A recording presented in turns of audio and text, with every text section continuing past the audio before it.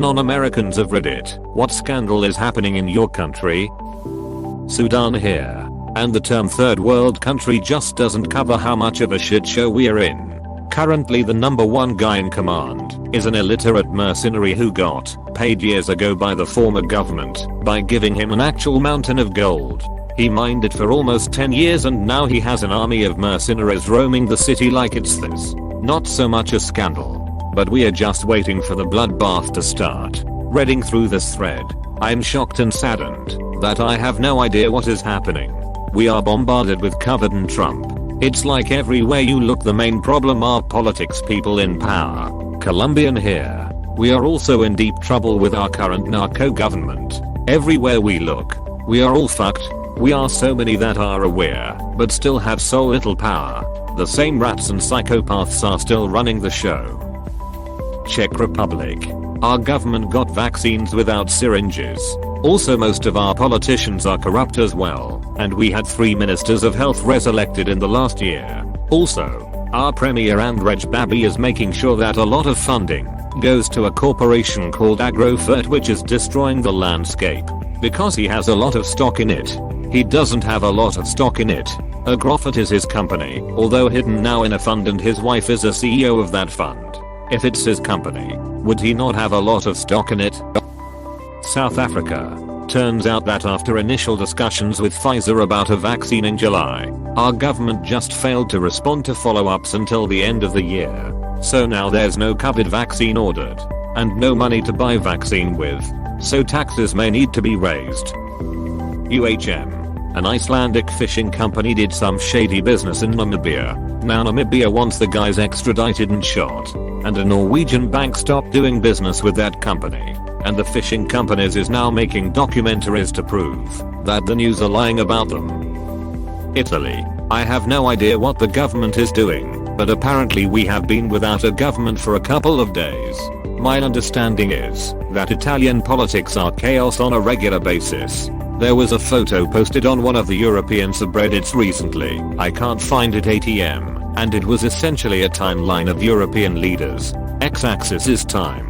Y-axis is country. So for the UK, there's a big block of a photo of Thatcher to represent her reign in the 80s. Then another big block of Blair. Then Cameron, then May, then Boris. You get the idea. Germany in recent years was notable for being just one long unbroken mutty streak. Russia is Putin for ages. Then a little bit of Medvedev. Then Putin again. The Italian one, however, is insane.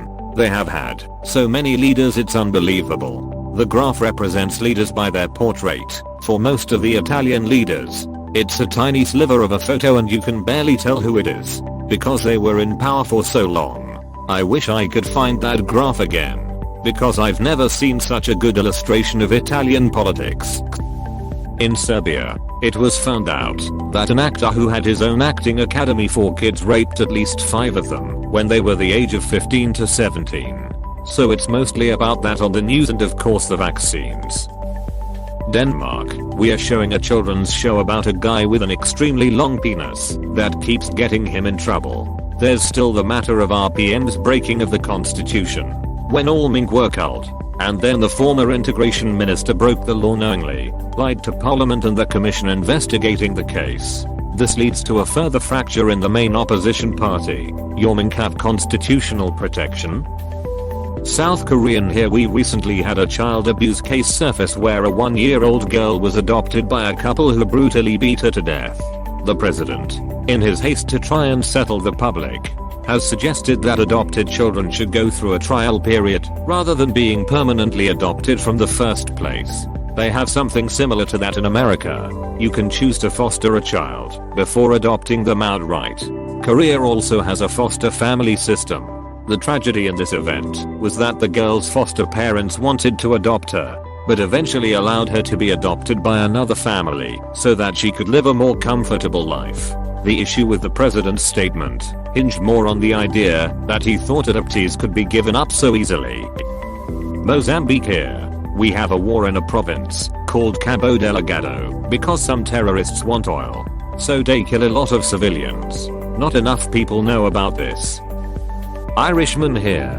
We are currently uncovering more information about our mother baby houses, where young single were sent and abused by psycho nuns and had their newborns taken away from them because 1960s Irish society frowned upon unmarried mothers. I had my son at 18 in 2004, and I was told to my face by a member of the Catholic Church that I would have been put in my place 20 years ago, aka shoved into a home, abused and forcefully separated from my son. And in another 20 years the church will be even less relevant and powerful. Wish I could live long enough to see it fade away entirely. Evil wrapped in robes and swinging incense. Indonesia. An American black lesbian influencer in Bali made a thread on Twitter promoting her luxurious lifestyle and selling a $30 ebook and $50/HR consultation service about Bali life. Bragged about 1. Not having to pay taxes since she's remote working for a US company. Overstaying on vacation visa, which is illegal. 2. Paying cheap rent for her paradise tree house, although said cheap rent is 2x the minimum monthly salary of locals. 3. Having an insider to help foreigners evade rules and travel despite COVID restrictions. 4. Living the life an LGBTQ friendly place. Many Indonesians and Indonesia by law are not LGBTQ friendly, and I can't explain how much harm she's causing by saying this. Tweet goes viral, and in a rare moment the whole country could unite against one enemy. Lectures about gentrification and neocolonization galore. Memes are everywhere. The influencer played victim, saying all the haters are just racist and homophobic. The story reaches international Twitter, who thought she's being discriminated against, and hilarious multi-language flame war ensued. It went across other social media and eventually to news outlets and the authority, and the next day she got deported. Probably will fuel a crackdown on trashy foreigners in Bali, since a Russian influencer who's been breaking laws around Bali just got caught today and will also be deported this week. I guess she didn't realize that getting away with breaking the rules quietly is easy, but publicly flaunting the rules is not. She didn't read the cultural guide section of their Lonely Planet guide. It's crazy how many stories recently of people being so public, like all the people live streaming breaking federal laws. Norway. An ice cream company changed their logo. This is the worst one. Yeah, I think I'm gonna be sick. Corrupt mayor, who was shot and lived, dies from COVID. His Mayfair are postponing the new election so they can steal more money. All the banks are tied up in a real estate scam and are massively over-leveraged and could go bust. Edit. Ukraine. A sort of famous singer in my country touched a boy's dong in the middle of a concert. His manager just said that it was the way they showed affection and respect in his village. Obviously jurisdiction is absolute garbage here, so he's free doing whatever the duck wants. And now he was caught with a 12-year-old. The singer's name is Sylvester Dangan and I live in Colombia. Netherlands. A lot of people had been scammed with child allowance/benefit, not sure how it's called in English, by the government. They had to pay it back in large amounts several years ago. Some people lost their homes with it and stuff, and now it becomes clear that DID had the rights to that money. Greece. High-ranking official of the Olympic national sailing team is accused of sexually abusing multiple young female athletes. This isn't news, because it happens every time. You don't remember what happened at Olympics of 2004 in Athens? Specifically in the Olympic Village? Sex parties between teams, support staff and hookers. And don't get me started how much money we're supposed to spend for Olympics, but end up in pockets of high-ranking people, and even support companies. Recently changed the name of dragon fruit to camelum, which is Sanskrit for lotus. They say it is because it looks like a lotus, and apparently calling a fruit dragon is inappropriate. Shaking my head. These are the scandals that we should be talking about. The first reply on Twitter was a banana should be renamed a dick, Hindi version. So basically the entire world is a shit show. Not really, it's always been this way. It's just we all carry around a device in our pockets that connects us to nearly everyone on the planet and allows us to all talk about it to whoever we want to, whenever we want to. Yay. I'm starting to think that I don't need as much information as I have now. This makes me feel sad in so many ways. Here in Mexico we have a president that literally told us that the way to stop COVID-19 is to buy stickers of Jesus and tell it to go away. WTF. Exactly. Holland here. Tax scandals. The government resigned last week. After reading all of the replies, can we just agree the world is fucked by politics? Return to Mark. Hong Kong. Can't speak out about the government or you'll disappear to China. Can't peacefully protest either, or have certain words displayed on your shirt. Not allowed to vote for your political candidates as they'll get rounded up and arrested.